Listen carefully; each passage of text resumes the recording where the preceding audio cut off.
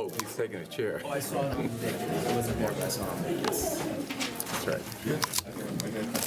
No, so just leave it open to crack, just in case. Just a crack, but not. Good job, Melissa. Good compromise. This one may or may not be. I'll talk to you.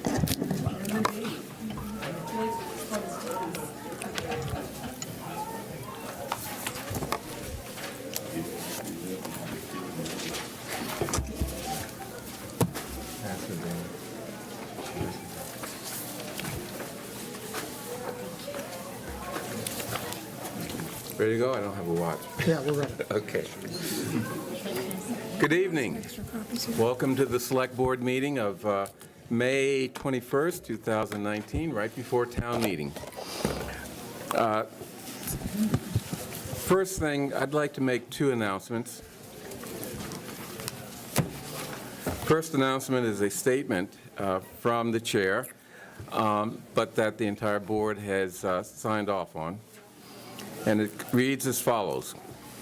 Attached, and there'll be an attachment to this, is a letter from Special Counsel Luc Leger addressing the substance of the April 15, 2019 email from Megan Lang of the National Park Service that Attorney Goldberg disclosed at the Select Board meeting last week. Mr. Goldberg represents an abutter opposed to the Baldwin project. Mr. Leger's letter about the substance and context of the information in the NPS email speaks for itself, but does not excuse staff's failure to circulate the actual April 15 email message to the Select Board. School committee, town administrator, Baldwin Building Committee, or others. Clearly an email about a topic that, at the time, was the subject of an upcoming debt exclusion vote, has been the focus of lengthy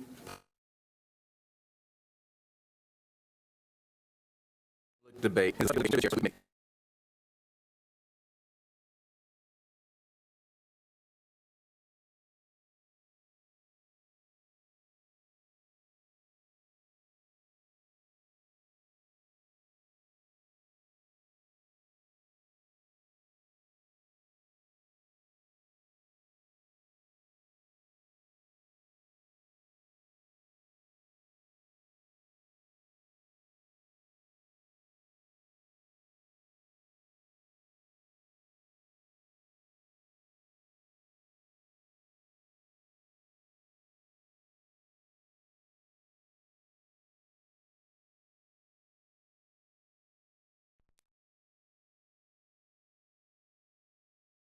The person we are considering has significant and relevant experience and expertise in advising entities such as the Select Board on matters that we are concerned with getting right. We will provide more information once we finalize an agreement with the person. So that's coming up. Any other announcements from board members? Hearing none. Next, public comment. I understand there are a few comments from the public. Please limit your comments to, let's say, 3 minutes. We have town meeting to go to, and we have a big agenda tonight. I think Jesse Gray need to come up to the microphone.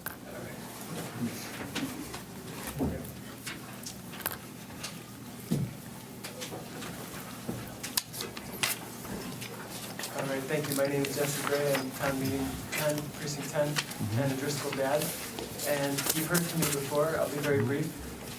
First, I just came from the school committee capital subcommittee, where they were considering a draft array of new options in the light of the election. And I wanted to mention that not every single option, but most of the options that I think will be strongly considered had a Ford Driscoll option on them. And most of them had the option that we already considered the $108 million price tag for Driscoll. And there's a piece of paper summarizing these options that I can share with you. The second thing I wanted to mention is that I know that there's been some concern about there not being enough support in the Driscoll precincts in the previous election and in the campaign.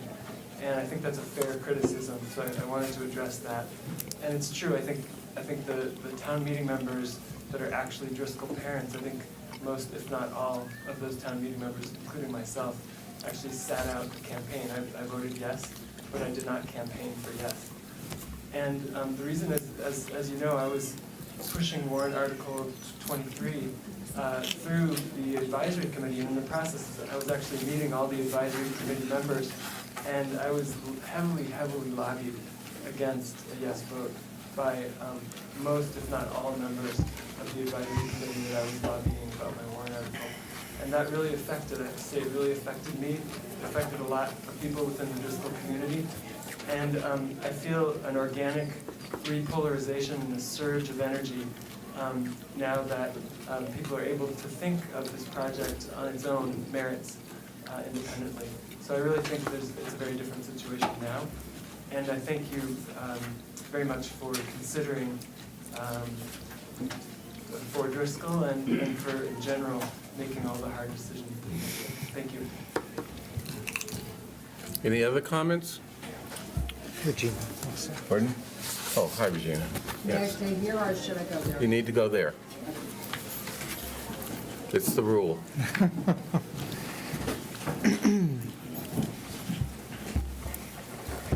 Regina Frawley, town meeting member from precinct 16. I just came from the subcommittee and on Article 10, and at least one member brought it up, and I concur that the fact that we are politely sitting by, letting the process take its place, does not in any way mean that we're less passionate than we were a month ago for the unanimous town meeting on the acquisition of Newbury College. If, however, louder voices are required, we are prepared to have to do that. We will do that. But we have been very respectful of the process, and we do hope there's some input in a public hearing coming up for both the Finance Committee and any other committee that is talking about it. They need to hear from the public. But please do not confuse or misunderstand our polite, quiet for acceptance that we don't care. We care very deeply. Thank you. Thank you. Any other public comments? Okay.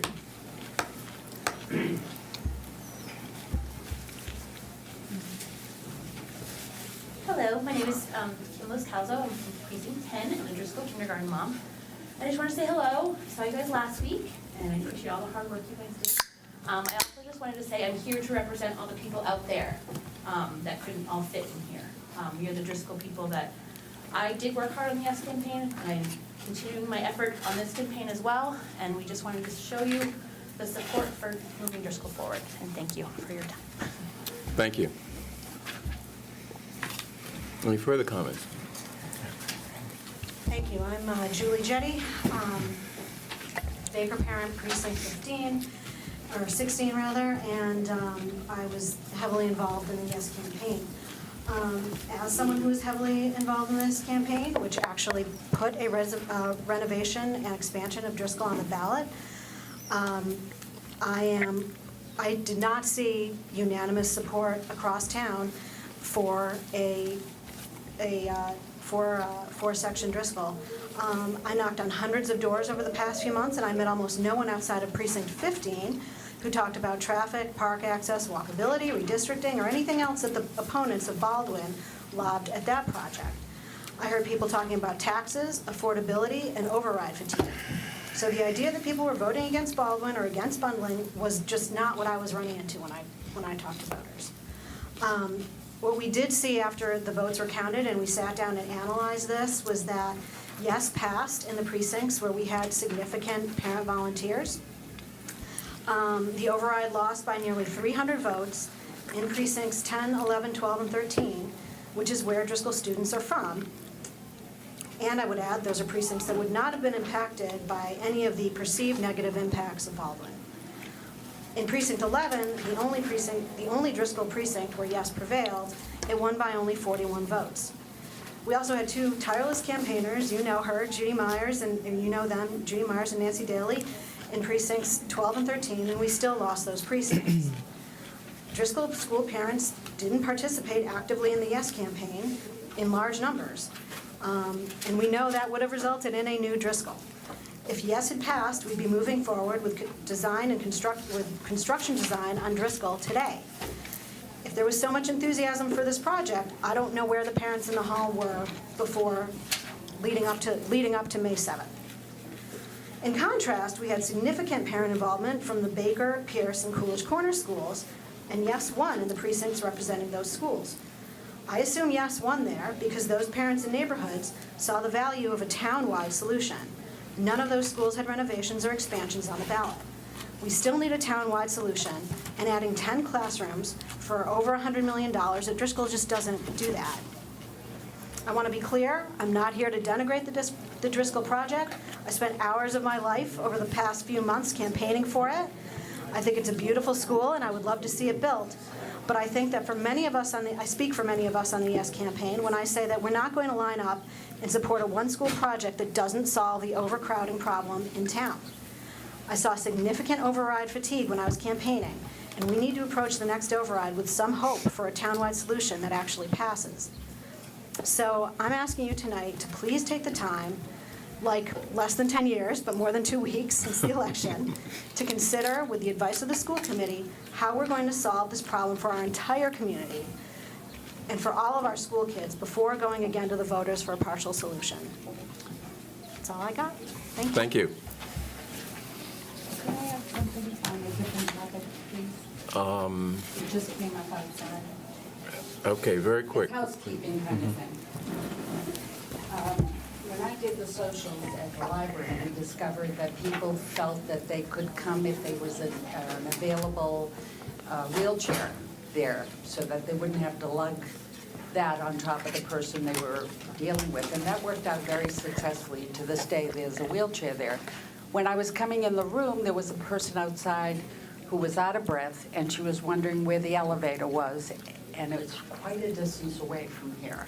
I wonder if we couldn't arrange for a wheelchair just to be available on these nights.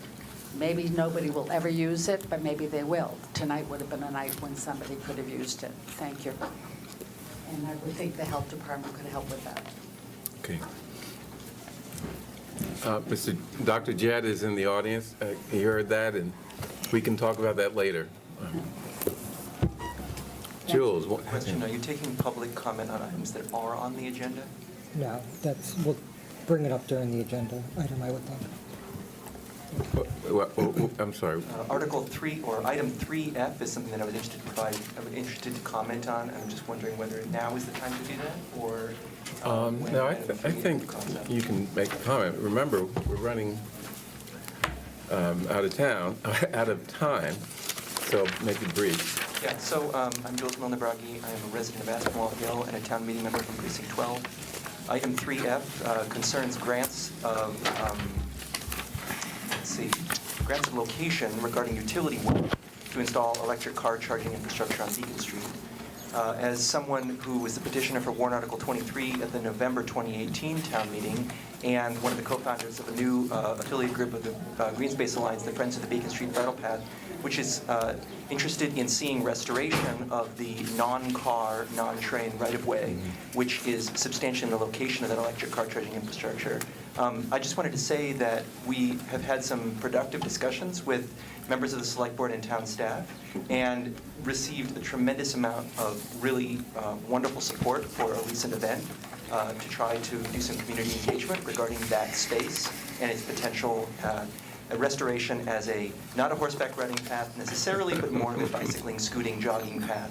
And I personally I would be remiss if I didn't say I'm extremely anxious about the idea that this electric car charging infrastructure, which will add new obstructions to that historical right-of-way on this historically designated street, it's anxiety-inducing to contemplate the question of how much is this going to create new barriers, both procedural barriers or cost barriers to progress on restoration of that right-of-way.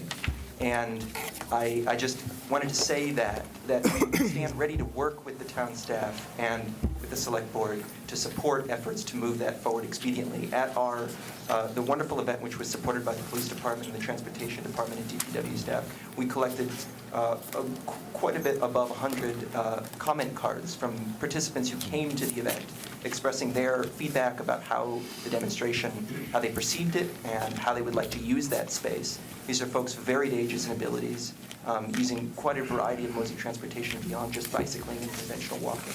And there was strong support amongst the folks who attended for expedient and diligent progress on that work. So I hope that we will continue to have opportunities to move forward expediently and diligently, in spite of new roadblocks that are being added to this path right away due to the timing of funds for that electric car charging infrastructure. Thank you. Great, thank you. Any other comments? Hi, my name is Adrienne Bowman. I'm a town meeting member from Precinct 16, and I sit here completely brokenhearted that the voters of my town did not pass question 1. I spent much time, though not nearly as much as many of you guys and many of the members of the school committee and other people did on this. But I know how much work must be done to give our teachers and students the schools that they deserve. That being said, I urge you to recommend no action on the Ford Driscoll resolution. We know how much is at stake. Voters balked at the 35% tax figure that was floated around heavily by the No on Question 1 campaign. And with purchasing Newbury, whether it's for schools or not for schools, but unanimously at town meeting, we voted to try to acquire Newbury. So with purchasing Newbury, Pierce with MSBA, renovating Driscoll, and whatever will have to be done in South Brookline if and when Hancock Village expands to however much they're saying they need to expand to. I think that we need to realize what's coming down the pipe and take this time to pause and reconsider. I think that it's outrageous to think that any of you guys would be able to, in 2 weeks' time, turn around and have a complete plan about how the town needs to move forward to address all the problems that we have in our schools facing us. But the thing that really hit home for me was the idea that everybody that I talked to who was against the question 1, they were worried about their taxes. And it makes me nervous that while the Driscoll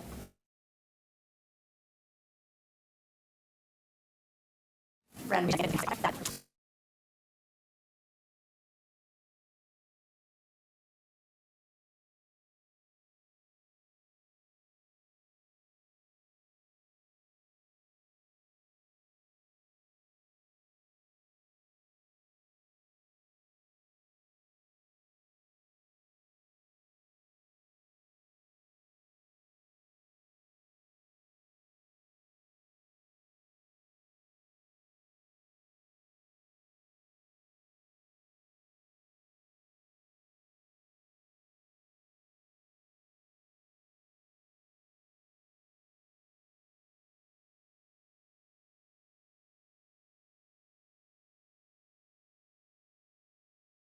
May 8th, any corrections from the board?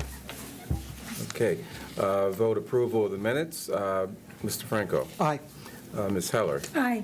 Ms. Hamilton? Aye. Mr. Fernandez? Aye. Chair votes aye. Question of approving the following transfers within the Police Department appropriation. Permanent full-time salaries of $57,800 to travel, computer software, office supplies, police safety supplies, uniforms. That's it. Chief Lipson. Good evening, Andy Lipson, Chief of Police. I'm here before the board tonight to request a transfer from the salary line appropriation.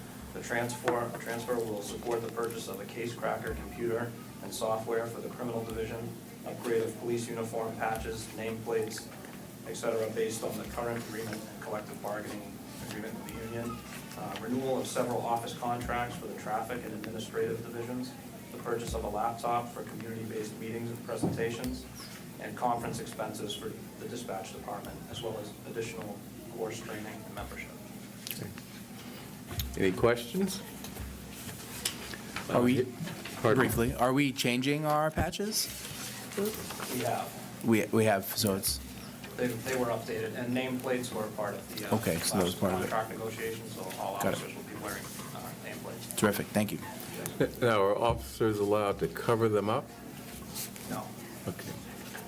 They'll be worn on their uniform shirts in this position, and then they'll have, similar to what I'm wearing for their outer garments, will be worn on raincoats, jackets, Right. et cetera. So they'll always have a nameplate badge on their most outer garment.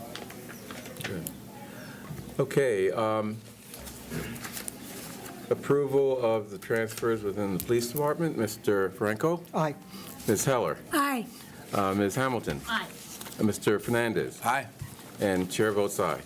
Thank you.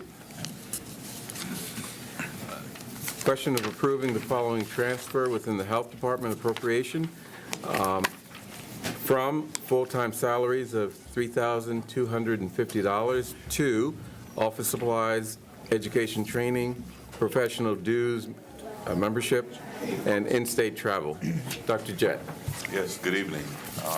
I'm seeking approval for a transfer, some salary that we have escrow, particularly for our office supplies. We have completed a lot of our office supplies throughout the year. And then some little things. Okay. Any questions? Hearing none, vote approval. Mr. Franco? Aye. Ms. Heller? Aye. Ms. Hamilton? Aye. Mr. Fernandez? Aye. And the chair votes aye. Thank you. Okay. And I apologize, my eyesight, I'm getting old, can't see, but sharp-eyed Mr. Franco caught it. I missed 3C, question of approving the following transfer within the purchasing department appropriation from full-time salaries of $1,000 to gasoline. Mr. Casanova Davis. Good evening. We're here to ask to transfer $1,000 from the full-time salaries line to the gasoline line, just to cover expenditures for the remaining fiscal year. Great. Any questions? So we drove more than we anticipated. It's not an increase in the price of gasoline, given that that's a fixed cost. Correct. Yeah, okay. Associated with the pool cars. Got it. Okay, any other questions? No? Vote approval of the following transfer within the purchasing department, $1,000 from salaries to gasoline. Mr. Franco? Aye. Ms. Heller? Aye. Ms. Hamilton? Aye. Mr. Fernandez? Aye. And chair votes aye. Thank you.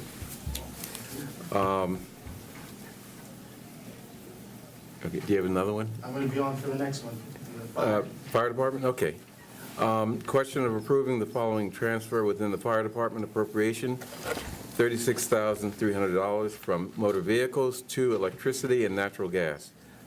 Mr. Casanova Davis. Once again, we're moving $36,300 into our utility lines to cover fiscal year and costs. Any questions? So is it motor vehicle repair? Motor vehicle repair. Okay. Any other questions?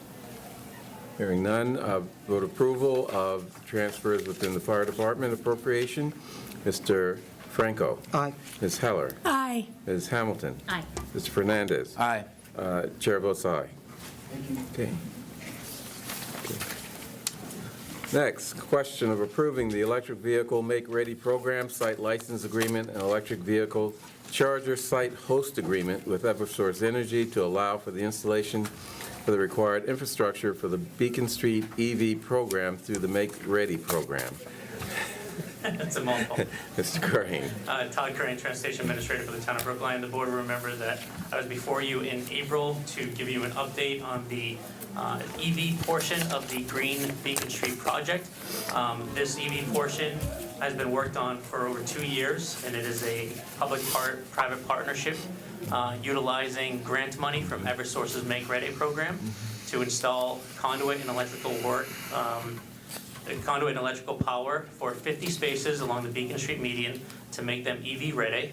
And then to partner with Green Spot, which is a car share, an EV, fully 100% EV car share, to install within the residential areas EV chargers, 2 for public use in each of the 5 locations and 2 for their EV car shares in each location. and then working with Electrify America, which is the VW settlement money, with and their company Greenlot to install DC fast charge, one in each commercial area, St. Mary's, Coolidge Corner, and Washington Square, that will provide approximately a full charge after 30 minutes of charging within the heart of the commercial area. So this is to dramatically increase the available public charging for a future build-out of an EV future. And these are the two contracts that begin that process. These are the contracts with Eversource, required contracts that allow the town to take part in the Make Ready program. That Eversource, once these are signed, will come in and they will install the underground conduit and the power to the locations within the Beacon Street median.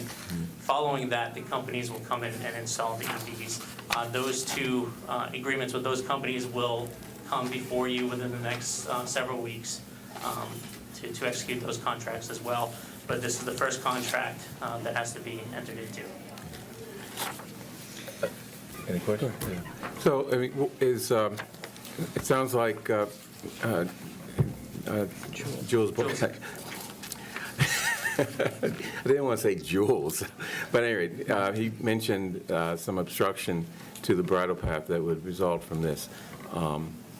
Could you address that? Yep, so we had, this was part of my memo and presentation in April, so we had met with Jules and other components of the bridle path, and we had also spoken with the partners as well as Eversource, and we have built into the contracts the availability to, if the bridle path moves forward, and my hope is not if, but when the bridle path moves forward, that as part of that project, we can relocate the EVs which are installed. Unfortunately, these two programs are operating at different speeds.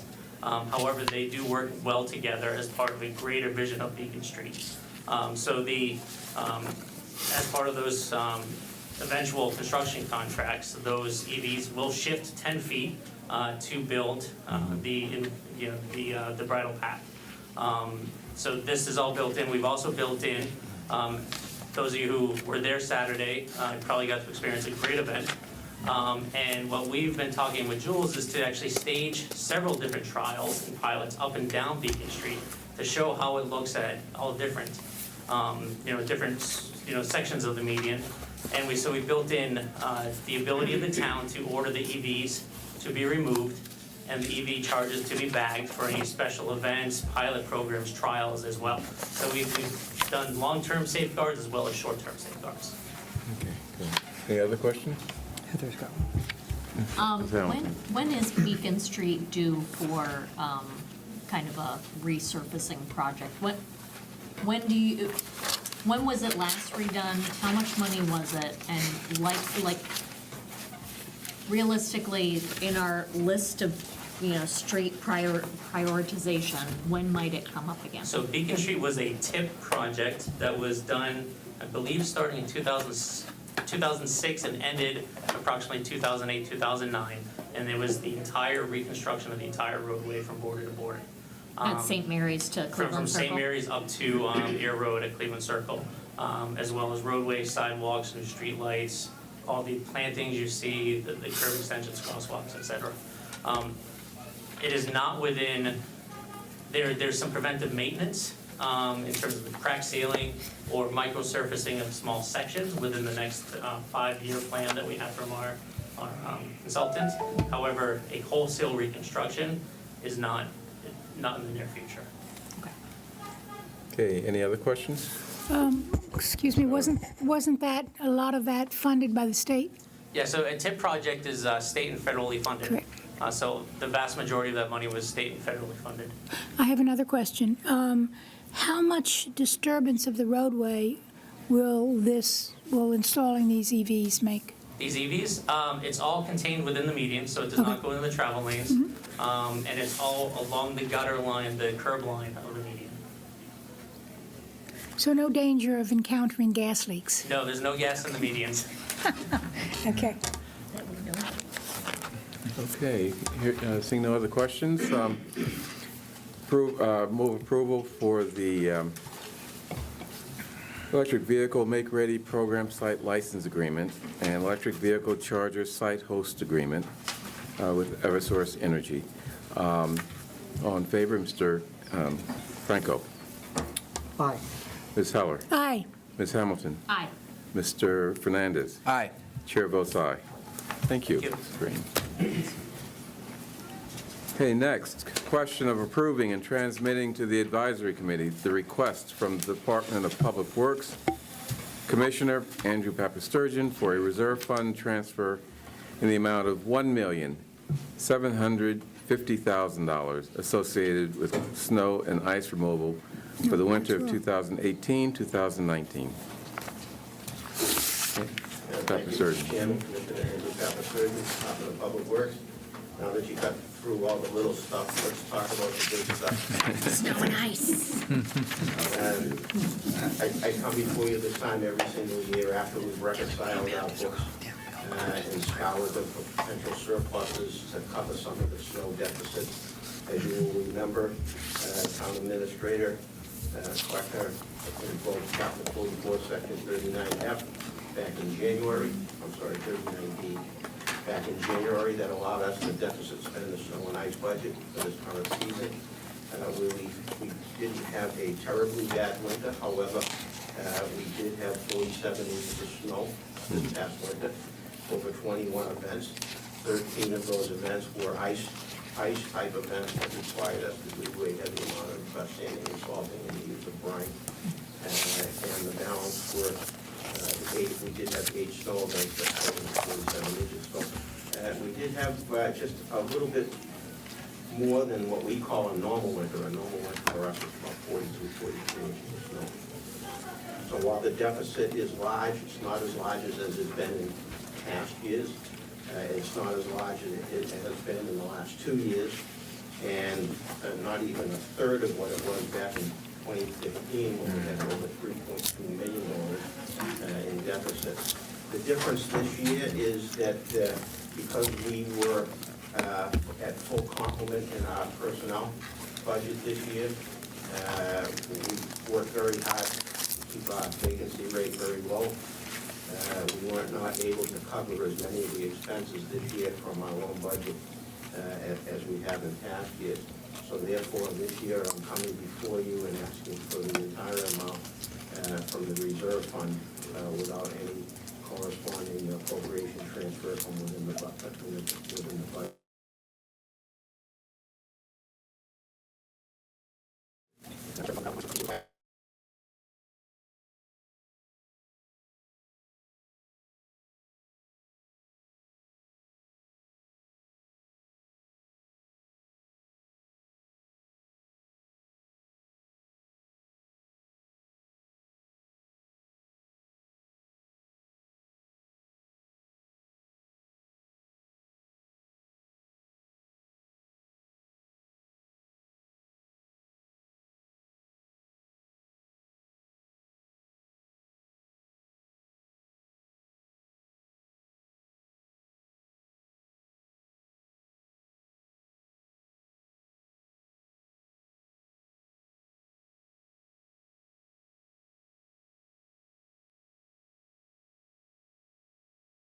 Since 2006, there's only been 2 years that I didn't come before you for a reserve fund transfer. And out of all of those years, when we did request a reserve fund transfer, all but 2 of those years included funding from within the department to cover some of the deficit. So we've been having a pretty good track record on that every year. Any other questions? Hearing none. Move approval of the motion to transmit to the Advisory Committee the request from the Department of Public Works, Commissioner Andrew Papasturgeon, for a reserve fund transfer in the amount of $1,750,000. It's $1,007,050. Sorry. I'm generous, but not that generous. Okay. See, I was giving you more money, Andy.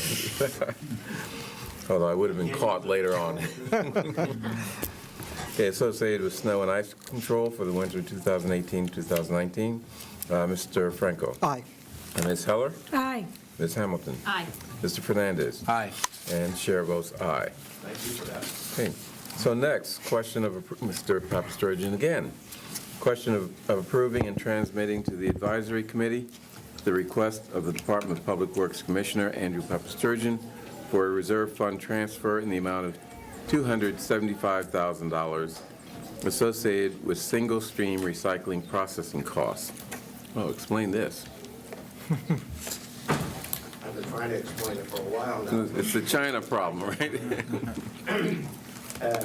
I did have a conversation with you some time ago about the dilemma we find ourselves in the recycling market with the whole national storage program in China that all but closed the door to all of the imports of raw materials from recycling. China was taking the bulk of our raw materials and reprocessing them, but that's no longer the case. So with the loss of the Chinese market, basically the world was scrambling to find other markets.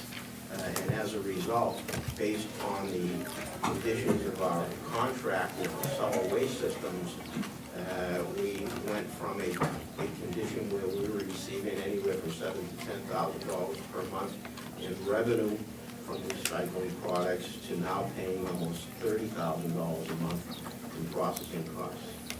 While we are in a better condition than a lot of other communities, this is still an amount, a total amount that we don't budget generally. I did come before you last year for a reserve fund transfer, again on the same subject. I believe it was a little bit less than this one, but that wasn't a full year of the impact from the market closure. This year we had a full year's worth of impact. We've seen the market stabilize a bit. The prices aren't going up, but yet they're not coming down terribly either. This year, we've run a deficit of about, it was about $325,000, of which we were able to cover $50,000 of that through other funds within the sanitation division budget. So we're now asking you for a $275,000 transfer from the reserve fund to cover the difference. I believe that there's some light at the end of the tunnel in regards to recycling. It may be coming full circle.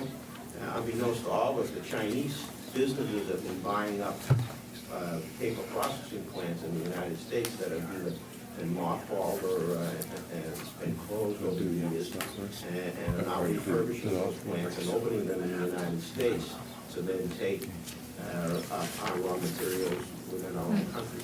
So they're probably still a year and a half to 2 years away from becoming reality. I think when that happens, we will then gain some of the lost market that we've had. But between now and then, I'm not holding out a lot of hope that we're going to be in a revenue-producing situation. You mentioned that they're refurbishing the paper processing plants. Are they doing it in order to process all kinds of recycled material or just paper? Right now, it's the paper plants, and what they're doing is, because there's such a need for paper products in China, but the business community in China is at odds with the government in China.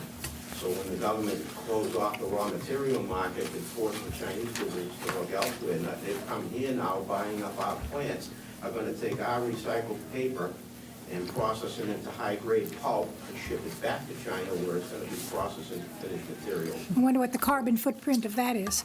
But at any rate, I'm wondering whether it makes sense for us to consider, as much as I hate to do it, separating our recycles so that, because obviously there's still no market for the plastics especially, right? We cannot do that at this point. Our contract with Casella is for single-stream recycling, which is commingled. Their plants are now geared up and tooled to deal with single-stream recycling. They can no longer deal with dual-stream. So we have no choice at this point, nor do any of the other communities.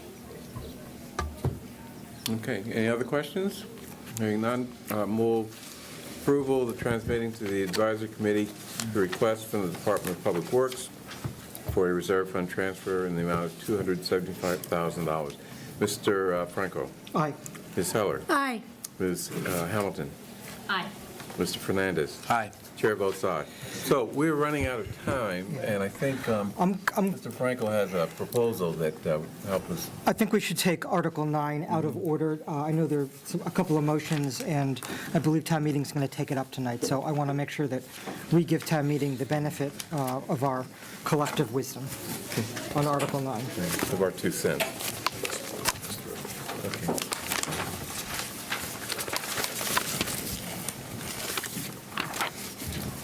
Okay, Melissa, walk us through this. So you have Talk several fast. amendments on Article 9. I'll walk through them and then we'll see who we can grab to explain the amendments, the justification. So the first supplement that you should receive is just your board and the advisory committee report updating after the results of the election. The second supplement is a resolution proposed by Scott Union, and we'll see if we can grab him to explain that one.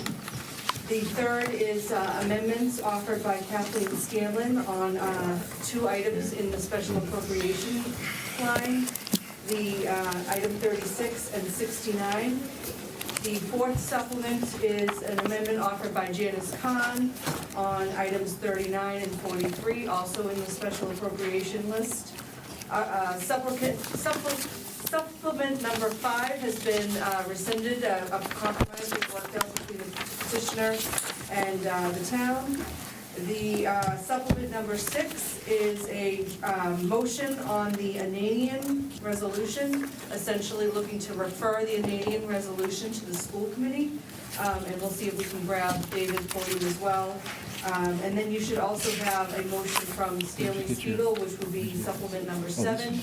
And that essentially is just revising some of David Lescoy's language. So if you allow me to run across the hall and see who I can grab, they can start explaining the amendments. I think we have to make recommendations on these tonight, so we just have to do it before 7 o'clock. Yep. Are there any that we can vote on? I guess not. Can't vote without knowing what we're voting for, right? Can you at least give the board your version or your summary of what's being proposed, so at least I can hear the objective version? So I believe that Scott Ananian's resolution, that's found on supplement 2, page 1, essentially is urging the board to move forward with the Driscoll School solution. Kathleen Scanlon is here for your purple supplement, if you want to turn to that. Yep. She can explain.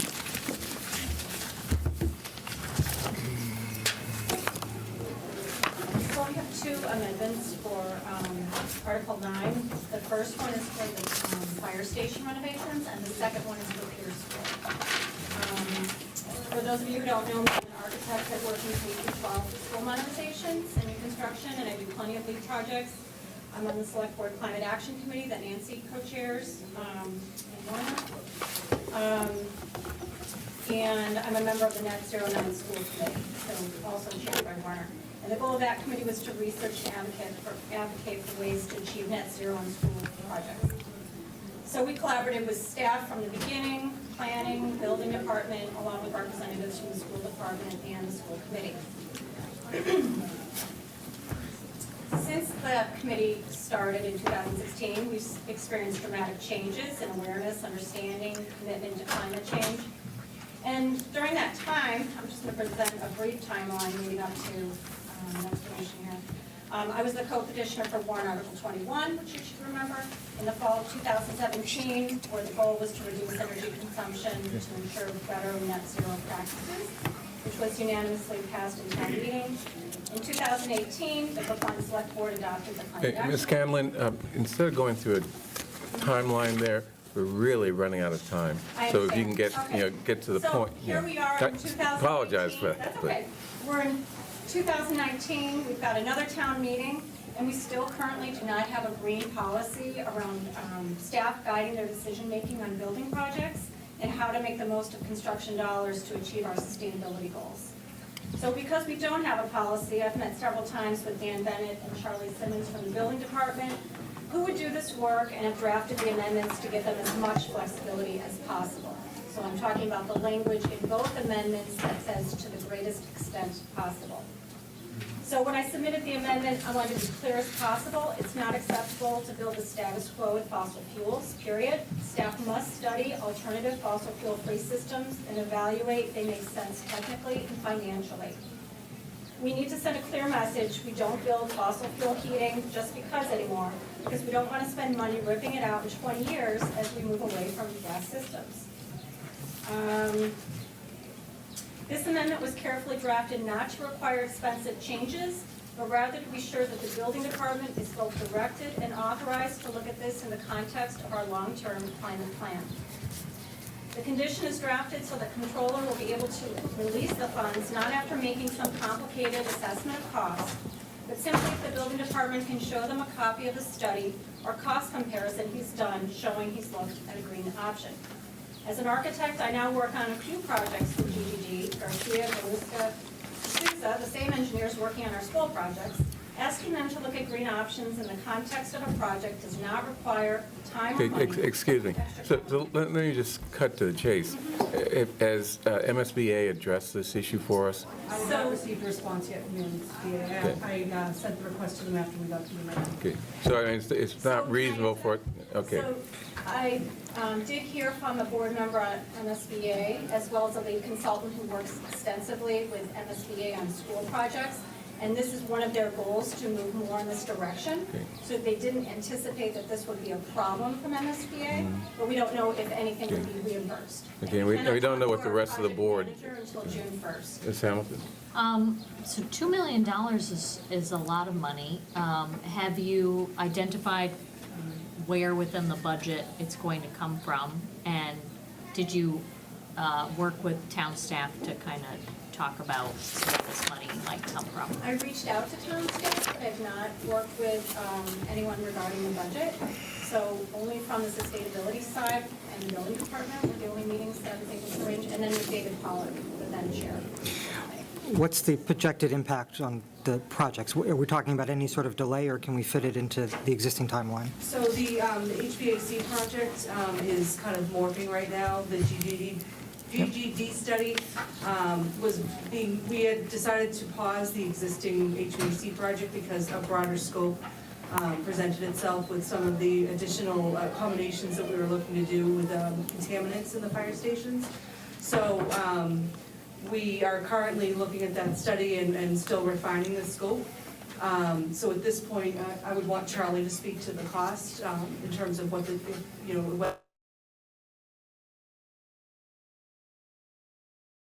what there's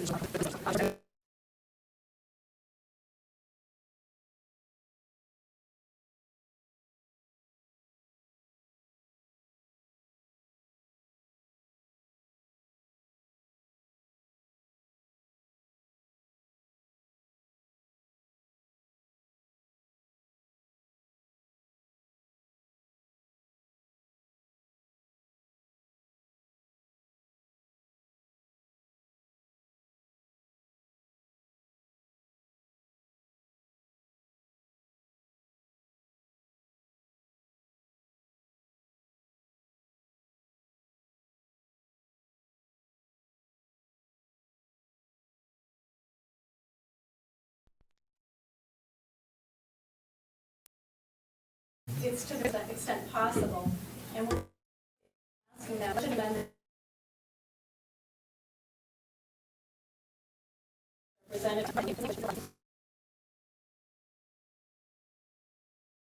reference.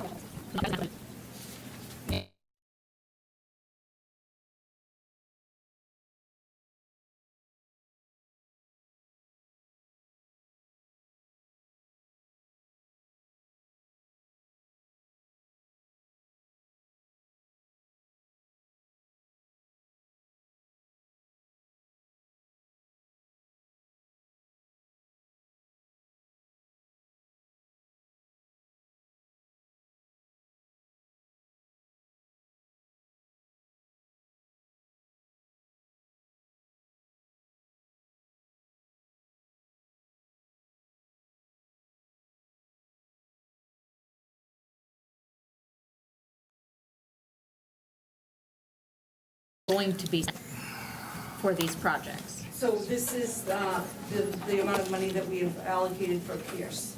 Okay. Beyond, once we partner with MSBA and go further into the project, the scope will be developed during the feasibility phase. And then that's what we'll. So it's basically a placeholder, but our best guess as to what a we think placeholder. feasibility and schematics will cost at this point. Melissa, have you had any indication from MSBA that they would be getting back to us by, say, the end of the week or by next Tuesday night, which is the last night of town So they meeting? were aware of our deadline. I know that I've heard from some people in the school department that they weren't crazy about, having it more language to review, but I haven't heard anything since last Friday. What procedurally, is it possible to hold this until this particular item? I wouldn't recommend holding it. My recommendation would be until you hear from MSBA, I would not recommend voting this language. I think that we can potentially do something at the board level that would allow petitioner to have a level of comfort that the board is serious about, engaging in this kind of effort and potentially working on a policy with town staff, trying to get these goals folded into the project once we kind of go further along with MSBA. Do you think that'll delay the process? Is that why you're recommending no action? Because I don't know how they'll, if they don't like the language and we hear that after the vote takes place, I don't want that to jeopardize the town's ability to get the grant. So I would take the more conservative approach. Yeah.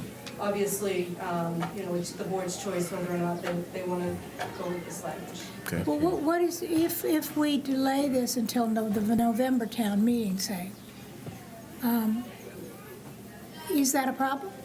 I don't think the school department would be too happy with that. They're trying to check off all the requirements that we need to do prior to, that we have a deadline to get everything done in order to partner with the MSBA. So this is kind of one in a series of steps that need to be completed. All right, and we're specifically talking about 69, not 36, right? I know they're in the same Yes. motion, but Yes. So for 36, I think that enough information has been kind of worked on between town staff and the petitioner that there's an understanding of, what this language means.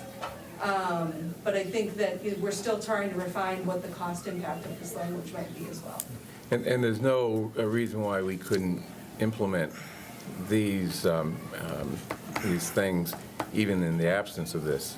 I think we could separately work on a policy and present it to the board and, achieve the same goals as the language is being used. And that seems to be a more reasonable way or approach, to have a policy that is applied across the board as opposed to, sort of one-offs A at policy town would meeting. certainly give direction not only for these two projects, but for every project that we need to do, going forward. All right. Yeah. But let me make the point that this process with MSBA is starting June 1st. And there's no way that we're going to be developing a policy by June 1st. So it seems to me that given the language of to the greatest extent possible, that's pretty broad. And possible could mean funding, it could mean technical issues, it could mean anything.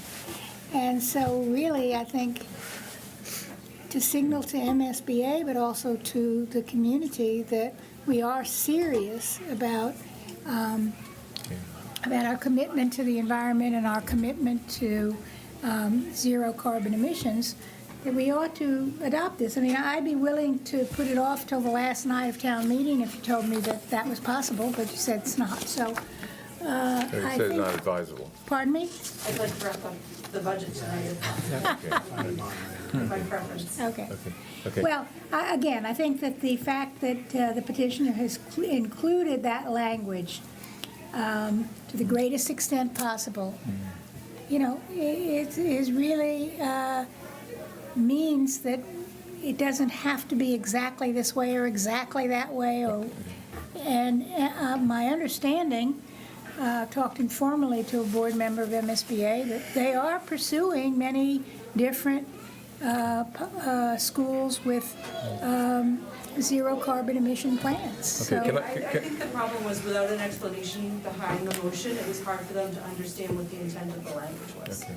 So, let me make note that it's 5 minutes to 7. So, I'd like to call the vote. We are voting to, okay, this is one of the items on Article 9. So what is that exact language? Move approval? The amendment to Article 9. Okay. Item number 36 and 69.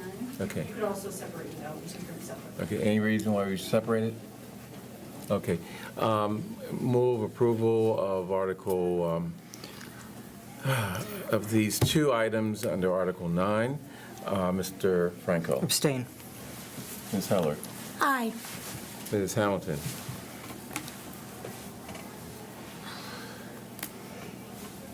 Aye. Mr. Fernandez? Aye. Chair abstains also, so that's 302. Okay. 302. Okay. Okay. So, Scott is here. Just Scott. okay.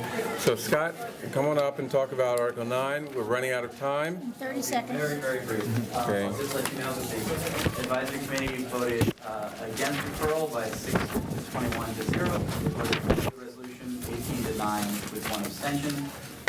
And I sent you the latest copy of the open letter this afternoon. There were 547 signatures, 188 from your Driscoll parents, 87 town meeting members. You can see how many Driscoll parents are. We get crowds for a lot of things around here. So, okay, so advisory committee voted for your resolution? For the resolution. Okay. And let's be clear, the resolution is for 4-section Driscoll by, is it still by September 15? No, by fall town meeting. Okay. And that's the resolution that's going to be before the, Yeah, so the resolution, as the first clause is, the override vote is before fall town meeting. The second one is to release the $275,000 appropriated in December for continuous humanity design. okay. So this is something that's in the authority of the select board. Your resolution doesn't really do anything other than bang against our heads with your demand that we do what you want us to do, so. Well, I think that it Tell helps us how you really express the, I mean, honestly, I think the most important thing is town meeting. I hope that it gives us an opportunity to express as a town a consensus around direction for the town. And there was some debate about what the results of question 1 meant, and so I'm hoping that this process, both advisory and the select board and the town meeting, all these people in the hall, help to provide some consensus around what a plan that I hope will actually unify the town. Okay. In terms of the next 2 steps.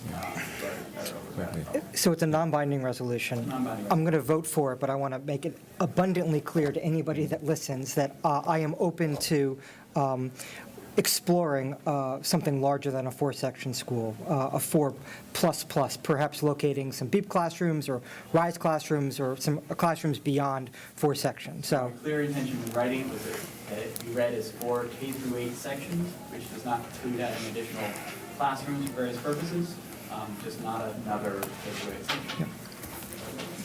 But if that's how we solve the townwide problem, enrollment problem.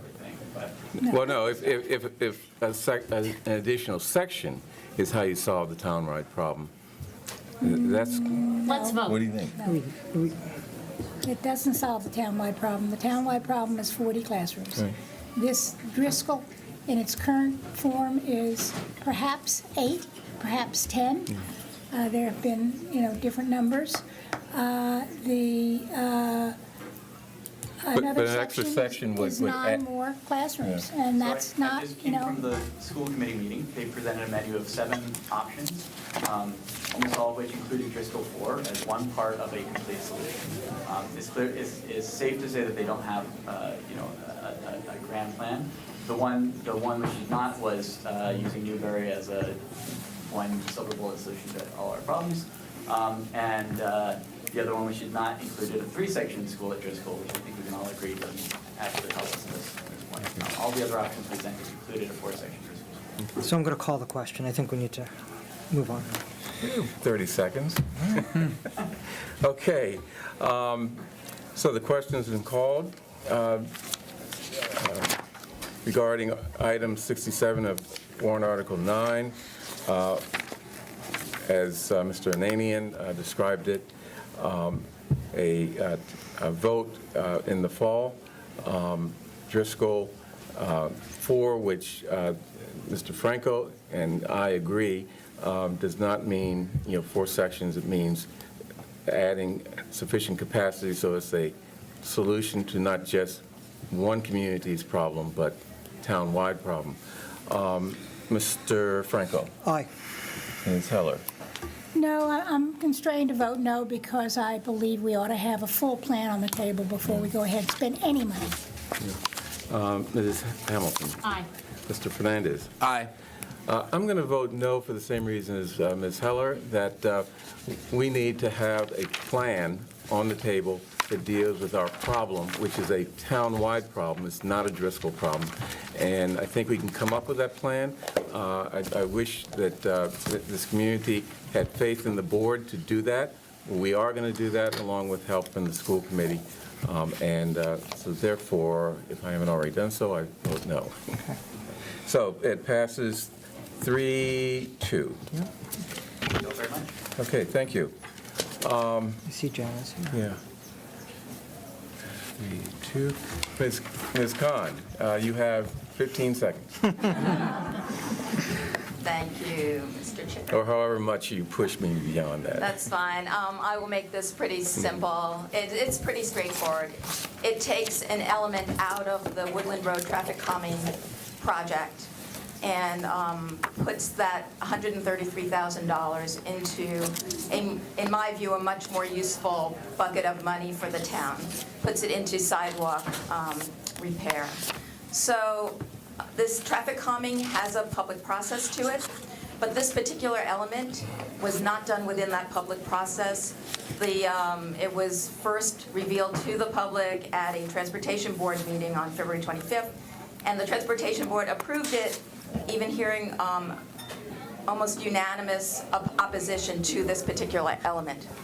So today I went to DPW Day, and I had an opportunity to talk to the people in charge of sidewalk repair, which is where this money I would like to go, and found that we've been doing a study of ADA compliance of our sidewalks throughout town. And I asked whether this money would be useful to them, and they said yes, that in fact it would enable the town to implement recommendations from that study that's just been done. And so I feel that freeing up this $133,000 for an element that the neighborhood had never seen before and was not in favor of, being able to free it up and put it into sidewalk repair where we could actually do ADA compliant sidewalks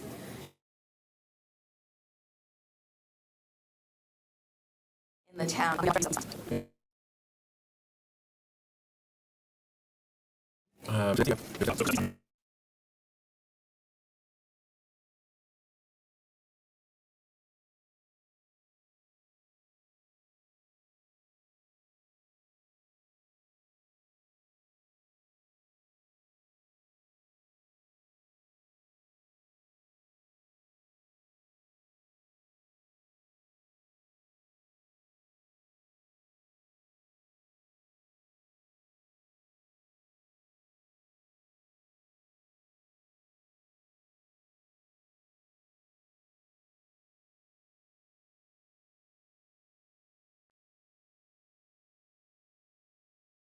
And there would be across Heath.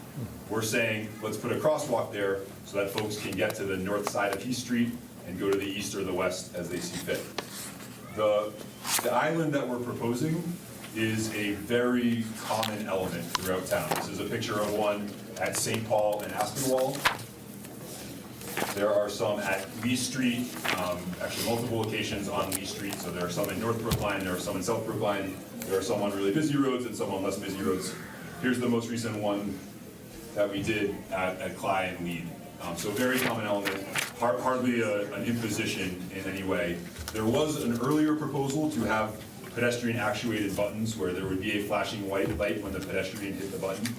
After much discussion with the advisory committee, the transportation board I essentially said to them, we will bring it back to the transportation board and we will not do the lights because the neighbors have expressed some opposition to it. And we will only put them in after the island is put in and see if they're really necessary. And if they're not, then we will not use that funding. The advisory committee just met on this item and they voted no on the Khan amendment and they had strong support in that. I don't remember the exact vote, but it was strong support against the Khan amendment, and so I ask you to also vote no. Thank you. I guess I have one question for Ms. Khan. So you want to take money out of the Woodland and Heath. Is there money for sidewalk repair from other sources? Maybe that's a question for Mr. Dempsey. Or Mr. I Gluckman. can tell you what's in the budget right now. Well, in the budget right now. So this would add an additional $133,000, so it would bring it up to $461,000, which would really, I think, give the town a great benefit in being able to use this money in a broader context. You know, whether or not we need the island there, the main issue is that it's not a pressing issue. This is an intersection that has had 0 pedestrian or bicyclist accidents at it. So it's a residential area, not a lot of pedestrian activity. And so. And we're not going to have a school there, so. That's right. Maybe none of this is necessary. Okay, I'd like to call the question. Any other questions from the You board? should know that this failed at the advisory committee. Yeah, she is still, or Chris just still. Mr. Franco. So what's the motion? Are you moving favorable sorry. action on? I move favorable action on the Khan amendment. Okay. Okay, Mr. Franco. No. Ms. Heller. No. Ms. Hamilton. No. Mr. Fernandez. No. Chair votes no. Thank you. Thank you very much. Okay, that concludes, as I understand. I apologize to the town's, pardon me? Until Thursday. Okay, let me get there. Okay, we're adjourning till Thursday, but I apologize to town staff who had to come and didn't have their matters before them. Are there any other motions under 9 that we didn't take up? So LaSoya referral motion to the resolution you just passed failed.